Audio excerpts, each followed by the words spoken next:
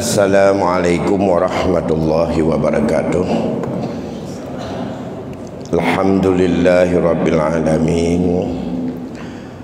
Allahumma salli ala sayyidina Muhammadin sayyidil anbiya'i wal mursalin wa ala alihi wa ashabihi ajma'in, amma ba'd. Segenap puji beserta syukur kita persembahkan kehadirat Allah Subhanahu wa taala. Alhamdulillah, sampai dengan saat yang berbahagianya kita ini masih diberikan oleh Allah kesehatan, masih diberi juga ketenangan, ketentraman jiwa, dan kita bersyukur karena kita masih diberikan kelompok hamba yang betul-betul kita akan mendapatkan perlindungan dari Allah pada hari la dhilla illa dhilluh, hari yang tidak ada mampu memberikan perlindungan apapun kecuali hanya perlindungan Allah saja yang ada, yaitu rajulun qalbuhu mu'allakun bil masajid, orang-orang yang hatinya selalu terpaut dan terikat dengan masjid, baik untuk salat, untuk zikir, untuk wirid, untuk i'tikaf, untuk ta'lim, dan untuk segala apa saja yang bermanfaat. Sentralnya masjid. Selawat dan salam keharibaan junjungan kita Nabi besar Muhammad sallallahu alaihi wasallam pada keluarga dan sahabat beliau sekalian. Tunggu-tunggu bapak-bapak dan ibu-ibu sidang jamaah maghrib, perlu kami ingatkan kembali sebagai untuk mengingatkan kita bahawa hukum berkaitan dengan pengalihan milik orang mati ini yang di dalam Islam disebut dengan faraid merupakan hukum yang sangat sensitif dalam jiwa hamba dan mudah digoda oleh bermacam pengaruh, di mana kalau kita di dalam hukum Allah, perpindahan milik dari orang mati kepada orang yang masih hidup atau kita sebut dengan ahli waris hanya dikenal dengan 4 cara saja, yaitu dengan jalan mengambil ketetapan yang telah ditetapkan Allah yang disebut dengan segala orang yang mendapat fardu, dan itulah kata-kata fardu itu menjadi topik atau menjadi nama bagi ilmu ini, yaitu jamaknya al-faraid, segala yang telah Allah fardukan. Yang kedua dengan jalan asabah, yang ketiga dengan jalan pengembalian sisa kalau tidak habis diambil oleh orang yang mendapat bahagian tertentu kepada mereka, dan yang keempat dengan jalan zawil arham, yaitu orang-orang yang merupakan hubungan dengan seseorang yang meninggal itu hanya dihubungkan dengan hubungan rahim atau dengan hubungan kasih sayang, yaitu dari keturunan ibu.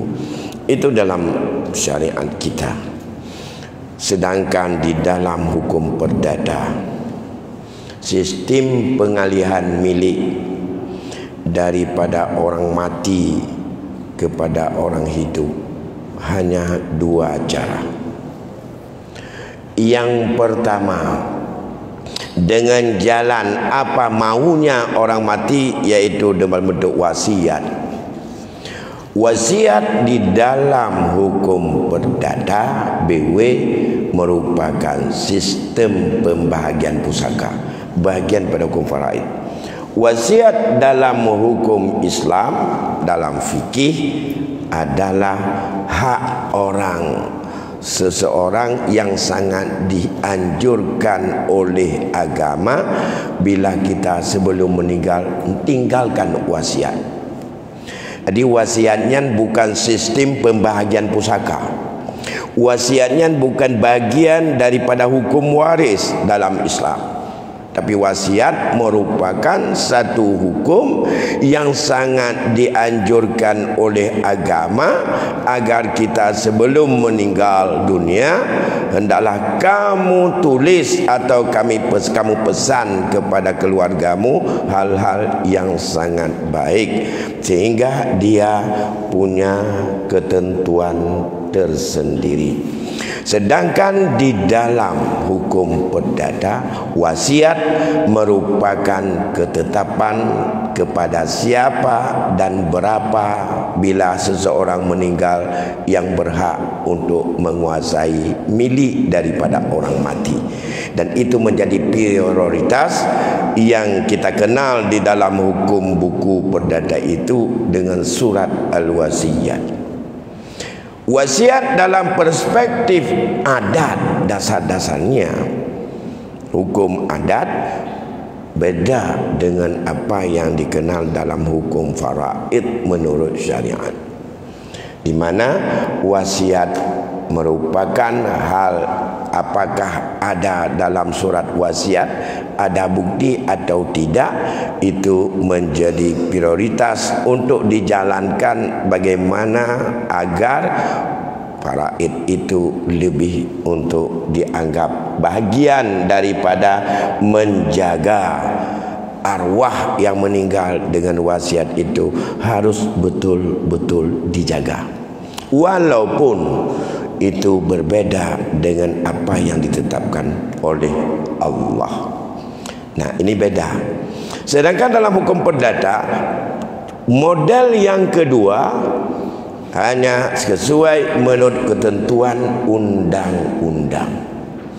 Undang-undang ini dimasukkan dalam undang-undang tentang masalah pengaturan material atau benda, sehingga apapun yang berkaitan dengan hak kewajiban bila seorang meninggal dunia berpindah kepada ahli waris atau kepada orang yang diwasiatkan.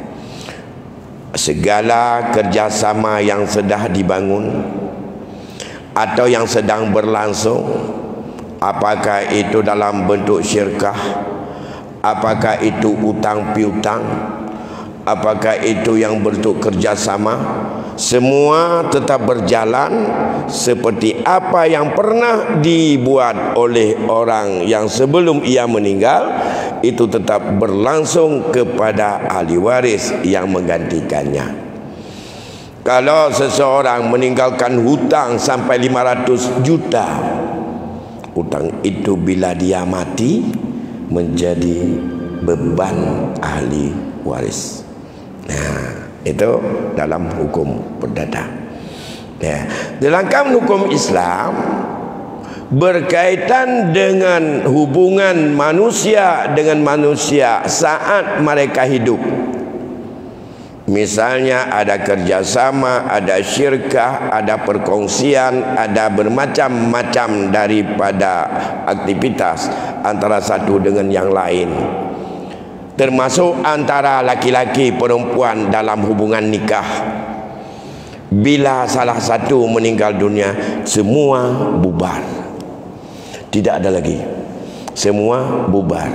Yang berkaitan dengan material, dari material ataupun harta ditinggalkan, selesaikan itu semuanya, termasuk masalah hutang yang sifatnya ada buat jaminan, yang kita kenal biasa dalam masyarakat kita disebut dengan rahan atau gala.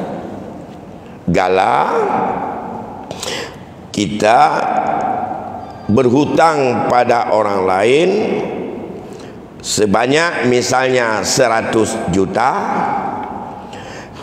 dengan batas rentang waktu 1 tahun dengan jaminan 1 hektar kebun durian misalnya. Jaminan itu andai kata begitu sampai tangguh hutangnya 1 tahun, kita yang berhutang tidak punya kemampuan untuk membayar sesuai dengan janji, maka kebun durian itu dijual, dan berapa nilai 100 juta ambil kepada yang bersangkutan untuk pelunasan hutang, sisanya kembalikan kepada yang punya. Itu prinsip dari rahan. Bukan seperti apa yang kita lakukan selama ini. Dia tak pegala bakdin anak dia baik lain dia pajuk merijak hajat dia kat lampu drin. Tentang kalau dia dapat belawa. Ya, mutapu belawa petaji elake dua bah.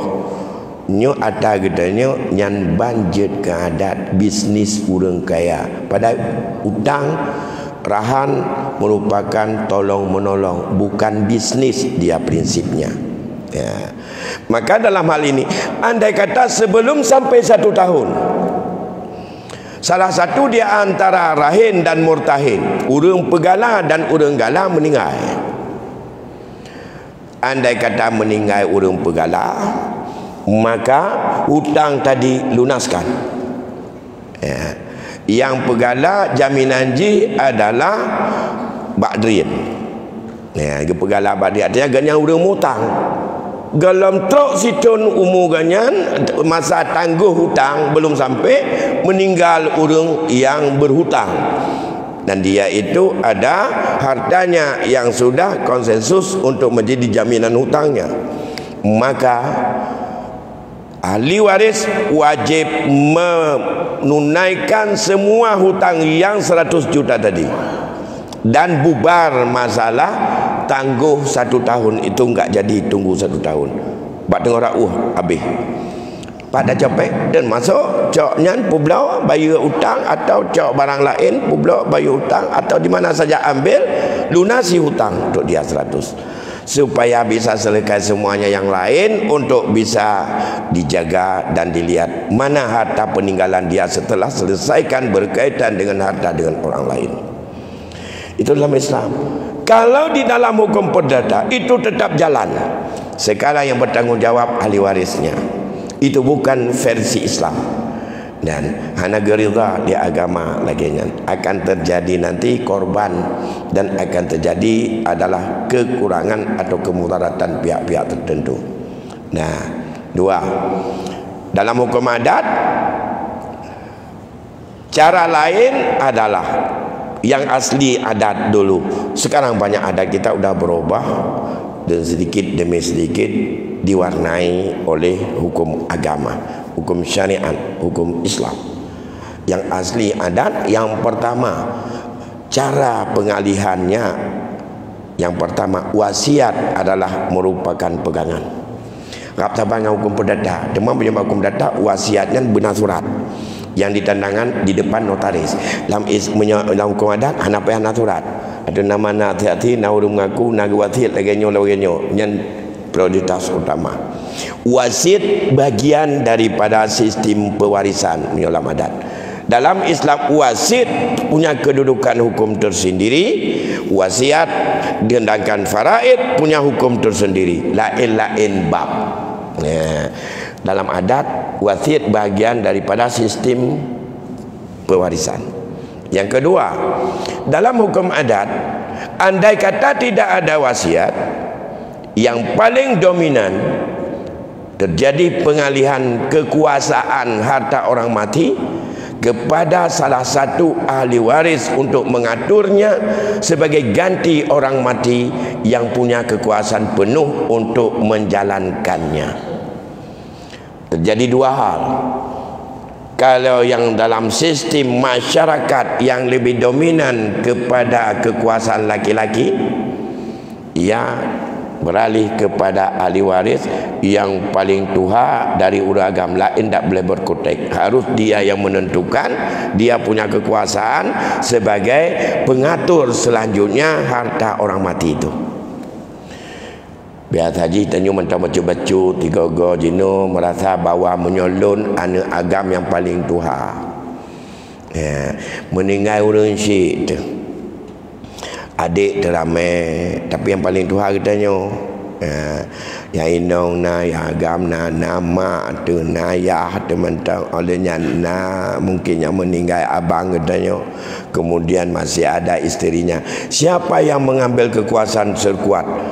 Abang yang paling tua merasa bertanggungjawab, apakah dia mau bagi atau tidak. Ada dalam kuasanya sebagai pengambil alih daripada ayah yang meninggal. Cuma kadang-kadang Jino lunak bacu menyaawai tidak boleh komen. Kiban yang mohon ganyan hon kena gejok toh kena publo pu kena mukauri dan segala macam tidak boleh dibantah. Nya bantah arwah untuk akan tutah dan kita akan papa tidak ada. Nah, begini dulu. Yang adat asli. Itanya baca-baca tu mantang menjanjanyan yang dilahap laulai ada. Mantang masyarakat kitanya hana mau untuk tunduk bahawa Tuhan muda atau GO atau nama ahli waris yang tidak terhijab punya hak yang sama, punya kekuasaan yang sama, punya milik walaupun berbeda-beda sesuai jatah yang ada secara permanen begitu meninggal orang meninggal. Itu dalam Islam. Tapi kalau dalam adat tidak merasakan bahawa itu Tocik yang kebahanyan Dino ke tanya mandum tapi gelantau hanali ayah yang kelun. Adik dia yang punya kewenangan dan kekuasaan lebih kuat. Itulah benar adab yang kedua. Jadi yang ketiga hibah. Ya. Apakah dikait atau tidak, sudah dilepas atau tidak? Dalam hukum adat hibah bukan bab hibah. Hibah bagian daripada sistem faraid. Hibah sistem merupakan bagian daripada sistem waris. Orang ahli waris yang sudah pernah mendapatkan hibah daripada almarhum sebelum meninggal, maka dia dianggap sudah pernah mendapatkannya. Maka itu dipertimbangkan keadilannya dengan siapa saja yang belum mendapat apapun dari peninggalan. Ya, itu dalam sistem adat. Dalam Islam, hibah punya bab tersendiri yang ada di dalam bab muamalah. Dan hibah merupakan tasarruf atau pemberian yang tanpa ada imbalan dari seseorang kepada orang lain. Boleh ayah untuk anak, boleh anak untuk ayah, boleh orang kepada orang, asal tidak jalan kemaksiatan. Namun syarat, andai kata ayah kepada anak, yang pertama hibah hendaklah ada unsur taswiyah, ada pemerataan. Yang ketiga, dalam unsur hibah kalau ke anak diistimewakan bisa untuk ambil balik andai kata dibutuhkan, sedangkan hibah kepada orang lain tidak. Dalam sistem ini Islam sangat adil terhadap orang tua yang ingin untuk memberikan bantuan kepada anaknya di dalam bentuk hibah. Apa yang dilihat oleh ayah bahwa anaknya ada yang sangat ideal, ada yang sangat baik, ada yang sangat jujur, tapi belum tentu kejujuran, kebaikan dan kesentuhan hati dengan dia itu belum tentu agama adalah seperti itu, tergantung jiwa ayahnya. Maka dituntut dalam pemberian hibah hendaknya ada taswiyah atau ada kepemerataan semua anak. Anak dah hibah, mandum anak benar hibah. Jangan satu dihibah, yang lain tidak. Kenapa kan hibahnya adalah hak orang udip dengan orang udip, hak ayah dengan anak selama batas masih ada nyawa. Bila salah satu meninggal, menyangkut hibah ini adalah tidak bisa dilakukan oleh ahli waris. Ahli waris boleh melakukan hibah hanya kepada orang dan dari hartanya, bukan harta orang mati, kepada orang hidup, apakah anak dia, ayahnya, abang, apa atau siapa saja. Nah, ini dalam hukum faraid, hibah bukan bagian daripada pengalihan milik daripada hak orang mati kepada ahli waris. Dalam hukum adat, hibah merupakan aspek yang diperhitungkan bahawa dia hendak boleh dikasih menurut haknya lagi, karena dia sudah pernah mendapat hibah saat hidup orang yang mati tersebut. Misalnya kalau kami di PDA dulu Anak inang menyokal dia berkahwin juk rumah yang hibah daripada ayah tuan kepada anak inang, dapat rumah setiap mana rumah. Begitu meninggal kita, orang tuanya meninggal, anaknya yang masih kecil-kecil yang perempuan itu kan belum dapat rumah. Karena belum kahwin, karena syarat gejuk rumah dia kahwin ke pulang rumah tabah. Maka menyona nam anak inang payah persiapkan rumah nambah. Di zaman majino nak tak leh lagi yang karena urino jino nak tak galak geduk di rumah le. Dia mengkahwin ka galak kita lako gejak mohon tu uan tu paling-paling ya bapa rumah tua man doyak dua kena. Nah, begitu meninggal dunia, adik-adiknya yang belum dapat rumah, ya itu harus mendapatkan daripada peninggalan supaya ada pemerataan dengan kakaknya yang sudah kahwin dulu. Begitu juga menyangkut dengan pendidikan. Ayahnya sudah menyekolahkan abang-abangnya, ini sudah sarjana, adiknya ada yang masih kecil, masih mungkin SMP. Ini tak boleh dibagi-bagi dulu. Kita selesaikan dia sampai juga kahwin lagi yang lain. Urang je kari, urang si katanya kalau meninggal gekauri watan kahwin lepas lima. Ini pipa ada berkahwin tak pesta dikatanya dengan uang bersama. Itu dia anggap bahagian daripada kewarisan. Kalau lama tak, maka inilah yang harus kita bedakan dulu. Kalau ini sudah dibedakan, akan ada benang merah. Kita sebagai seorang mukmin yang loyal dengan hukum Allah, kalau kita ingin untuk mengakumulasi, mengintegrasi, apakah dari hukum perdata atau dalam hukum agama, dalam hukum adat, ke dalam integrasi dalam hukum Islam, dibolehkan selama jangan nabrak dengan hukum yang sudah jelas dalam syariat. Atau baik mumpuk dengan ayat, baik mumpuk dengan hadis, baik mumpuk dengan ijma', dan ada analisis qiyah dan unsurnya ada maslahah, silakan. Tapi yang baik tak peraya adat, tak peraya akai, tak peraya perasaan, tak peraya nafsu dengan ayat. Ya, yang kampanye untuk pubut ayat dengan nafsu ramai tanpa kita sadari dalam bidang ini. Orang gender macam-macam, yang ayat lizzakari mislu hadil unsayen.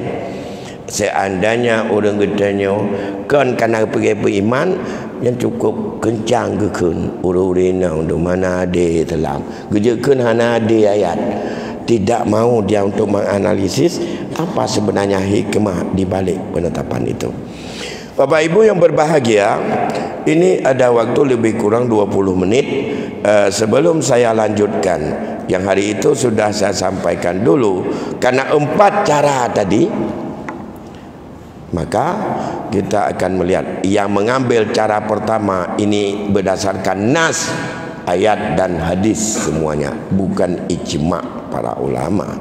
Nah, kalau mungkin ada yang ingin untuk kita sharing yang berkaitan dengan hukum faraid atau ada masalah lain yang barangkali saya ada waktu 20 menit, kami beri kesempatan untuk pertanyaan atau diskusi.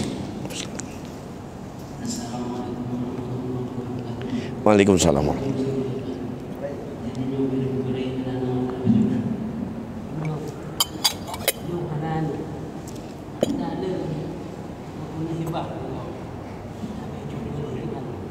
Ya.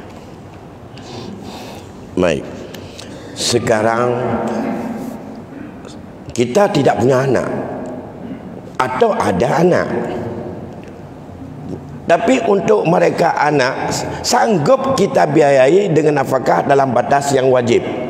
Nana mungkin nah rumah, tapi kita masih sanggup untuk menafkah mereka dalam kategori batas yang wajib.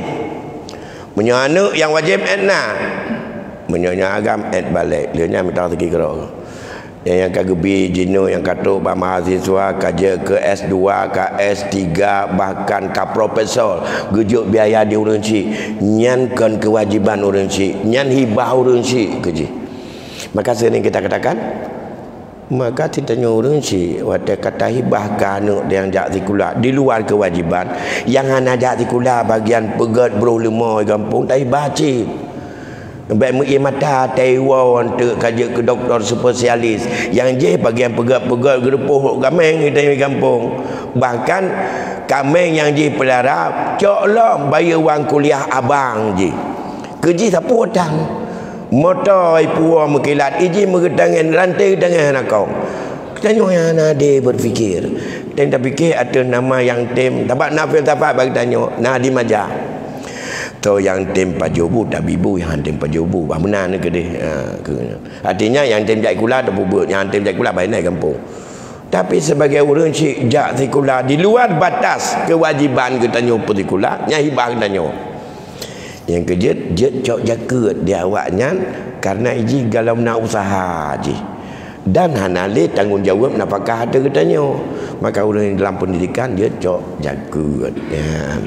Tadi sekarang berkaitan dengan hibah ini selama tidak jatuh kita dalam kategori orang menjadi peminta-minta menjadi fakir tidak menjadikan kita sampai turun menjadi orang yang muflis bangkrut dia dah hibah apa yang belakang bagot maju nak terpuna atau tidak kita menjadi orang yang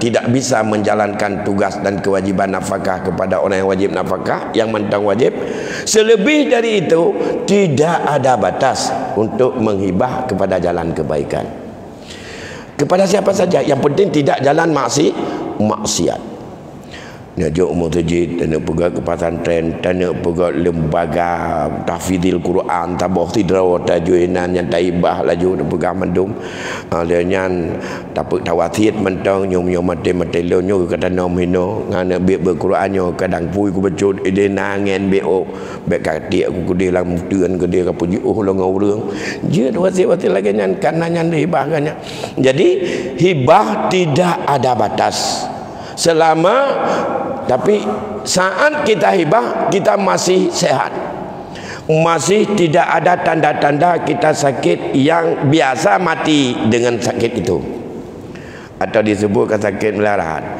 meno nyo kaliaga kena jantung ubena ring kabeh pasang munyo taplu abak betih hanale urat stok yang gebida Allah ino yang udah natuk tahu yang dia ketamah ring jantung kabeh wi kabeh tercabut unun kabeh tercabut ubena jantung kabeh doa mendung tinggal pleh-pleh nyopu secara adat nyo adalah tidak bisa bertahan lama secara adat hakikat bisa saja ba Allah yang cukup sehat mati izin mati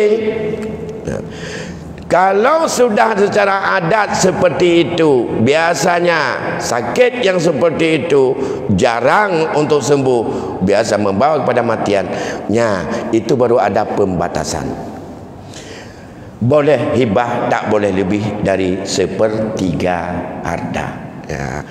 Hak 2/3 lagi hak ahli waris sebab mengapa memang saat itu mengapa dia supaya tidak ada unsur dalam hati ingin untuk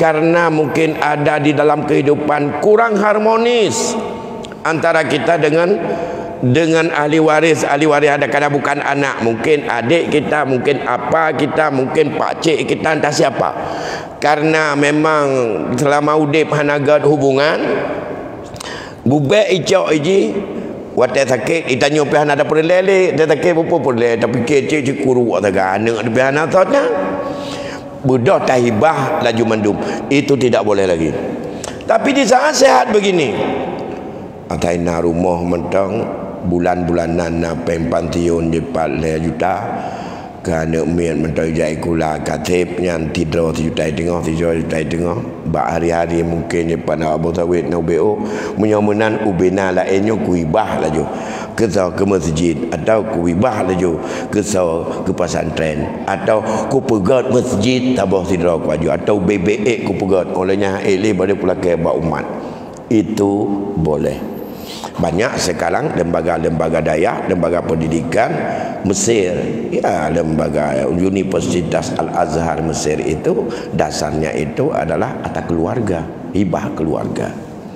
Gontor itu adalah milik hibah keluarga, wakaf keluarga semuanya. Jadi boleh asal baik dalam keadaan getanya sakit, ya. Walaupun nak ahli waris temanu tegana. Baik, silakan satu lagi ya. Waalaikumsalam. Kamu keluarga tinggal sendiri, dan yang tinggal suami dan seorang anak laki-laki. Berikut dan tinggal ada bagian bawaan istri dan sebagian yang ada hasil usaha bersama. Baik. Gimana cara pembagian itu anak dan suami yang tinggal bagian bagian. Ya. Baik, terima kasih. Almarhumah yang ditinggalkan seorang anak laki-laki dan suami. Almarhumah meninggal dunia.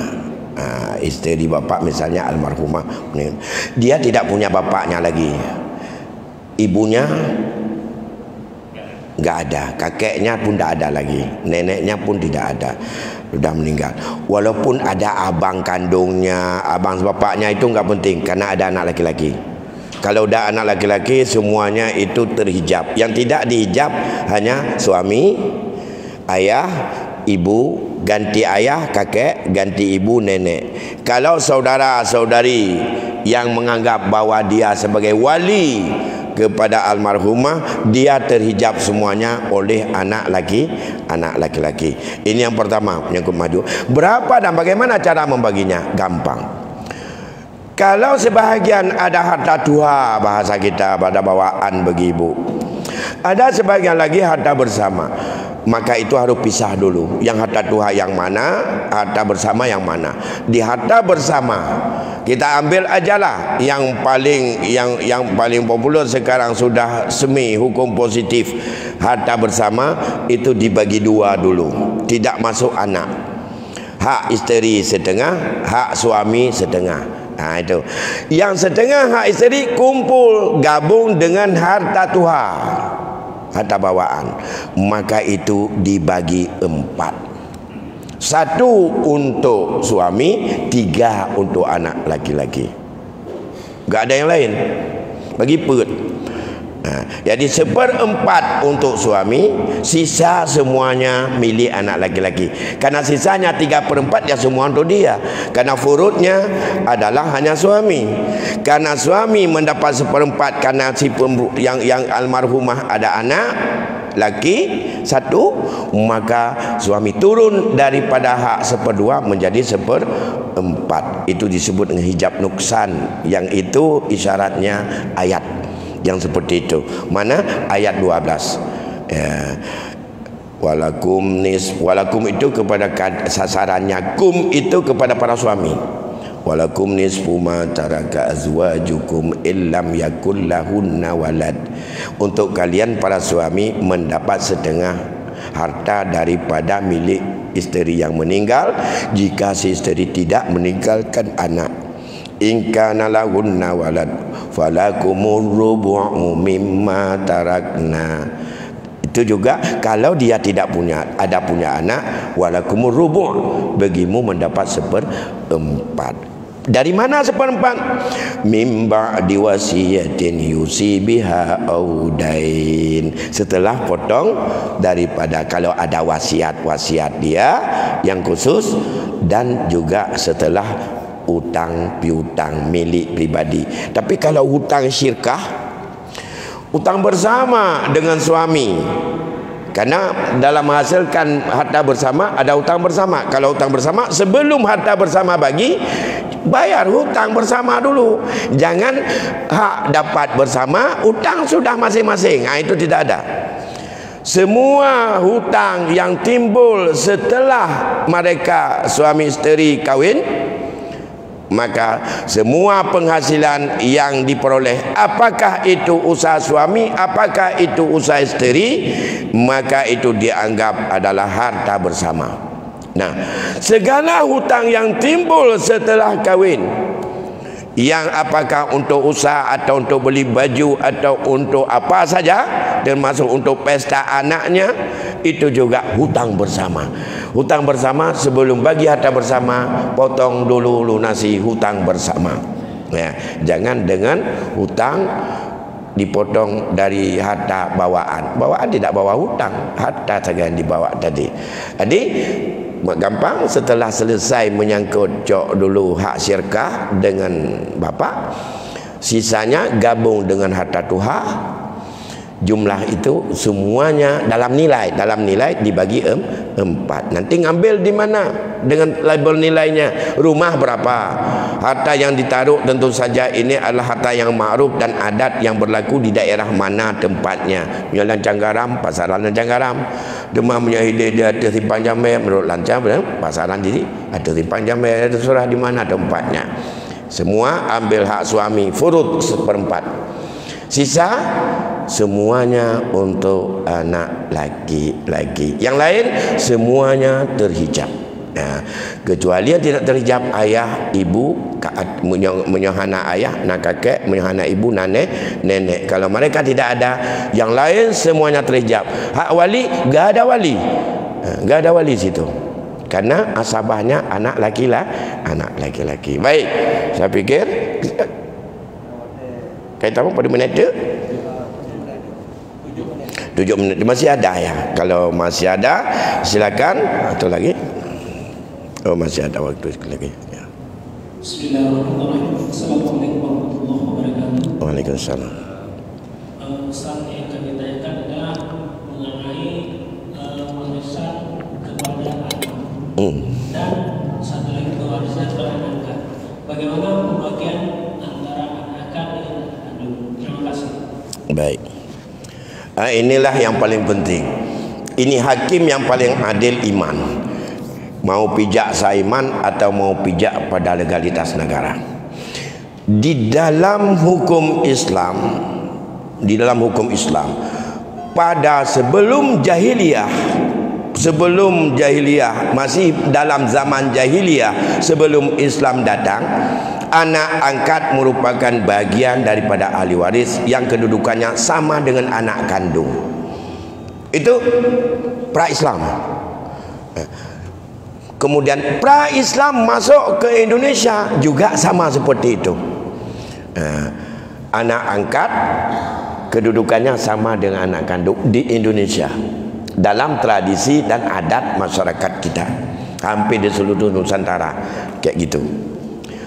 Kemudian setelah Islam datang, pada satu malam pernah saya jelaskan menyangkut status anak adopsi, tidak bisa menjadi ahli waris selain daripada sebab kawin, musyawarah dan nasab. Nasab, baik nasab karena langsung sebagai nasab atau nasab karena karabah ataupun sebagai gendawil arham, atau nasab itu nasab hukmi atau nasab hakiki. Nasab hakiki itulah kita dengan orang tua kita, tidak menjadi nasab orang kalau bukan ada hubungan perkawinan dan dengan hubungan akad nikah. Sedangkan hubungan yang disebut dengan nasab hukmi dalam faraid hanya diakui, hanya dianggap nasab dengan orang yang berjasa untuk melepaskan dari perbudakan, ia menjadi orang merdeka atau mantan tuannya. Andai kata saat itu masih ada berbanyak budak, sekarang tidak ada lagi bab itu. Nah, untuk itu di saat juga hadis mengatakan, pada satu ketika Haris adalah Zaid bin Haris itu adalah anak angkat adopsi Rasul kita. Sering orang menyebut dia itu Haris bin Muhammad. Haris bin Muhammad. Turunlah ayat itu, jangan kamu panggil kepada seorang itu yang bukan daripada nasabnya sebagai orang tuanya, maka mulai itulah mereka tidak panggil lagi Haris atau Zaid bin Muhammad, tapi Zaid bin Harisah. Karena Harisah yang pokok dalam hal ini. Yang pertama harus kita tahu dulu, anak angkat bukan ahli waris. Anak angkat dalam Islam bukan ahli waris. Dalam adat masih, karena itu sama dengan adat jahiliyah dulu. Ya. Apalagi yang susah, dalam adat kita diakomodir dalam KHI buku 2. Dan itu dalam KHI buku 2 menyangkut dengan hukum waris. Buku 1 hukum nikah, KHI kompilasi hukum Islam, Kepres Presiden tahun 89, dan ditandatangani pada tahun 89 oleh Bapak Presiden Soeharto saat itu. Ya, ketua timnya yang merumuskan itu Bustani Arifin dulu. Dan itu panjang cerita menyangkut lahir KHI. Ada 3 buku yang dilahirkan KHI itu. Yang pertama buku 1 disebut dengan hukum nikah, talak, rujuk di situ semuanya. Buku 2 hukum faraid atau warisan. Buku 3 masalah wakaf, menyangkut wakaf. 3 buku itu. Di dalam buku itu menjadi semi bahkan lebih kuat pegangan hakim mahkamah syariah. Di dalam buku KHI buku 2, anak angkat disamakan dengan anak kandung. Ini. Ayah angkat disamakan dengan ayah kandung. Ya. Ini masalahnya. Oleh karena demikian, bagaimana hukum Islam tidak ada celah dalam semua pendapat. Jangan lihatlah mazhab Syafi'i, tanpa mazhab pun atanak. Bagaimana jalur dengan anak angkat, bisa enggak menjadi ahli waris? Enggak ada cara. Ni kalau peluh habis tempat mana punya mazhab Syafi'i hana mazhab Syafi'i, lampet mazhab hana menyangkut anak angkat. Hanjut anak angkat tetap hana hak mendapatkan warisan, dan dia boleh ada waris. Punya hibah juga. Hibah juga dek berapa tu dia. Yang kelih tatbik dalam lain mazhab ubena pemikiran al-hadisah. Dia ulama-ulama kontemporer, ahli fikir di perguruan tinggi, gak ada pendapat yang bisa untuk dianalisa bahawa anak angkat bisa menjadi ahli waris bila mau dikaji dan disandarkan hukum kepada prinsip-prinsip hukum Islam, Al-Quran, Al-Hadis, Ijma' dan Qiyas. Ini masalahnya. Oleh karena demikian, bagaimana cara anak angkat bukan ahli waris? Tapi kalau ini terjadi, menyogetanya kedudukan anak angkat nemai mahkamah syariah, tak pernah betul katanya nemai mahkamah syariah dipuputuh oleh syariah bahawa anak angkat dapat sama dengan anak kandung. Hak anak angkat menghana izin anak kandung mutabah rupiah hana halak nyan harum. Nyan kata bapak tauhid. Ya, cuma pun cak adanya pun perlu legal dunia, pun legal dunia akhirat. Perlu legal dunia akhirat, baik ambil. Jangan ambil itu. Cak nyan kerak neraka bertemu. Karena memang ada kecuali izin daripada ahli waris. Siapa? Itu anak kandungnya. Demikian barangkali mengingat waktu sudah masuk, insyaAllah di lain kesempatan nanti kita perbanyak lagi berkaitan ini. Lebih kurang saya mohon maaf. Wabillahi taufiq wal hidayah. Assalamualaikum warahmatullahi wabarakatuh.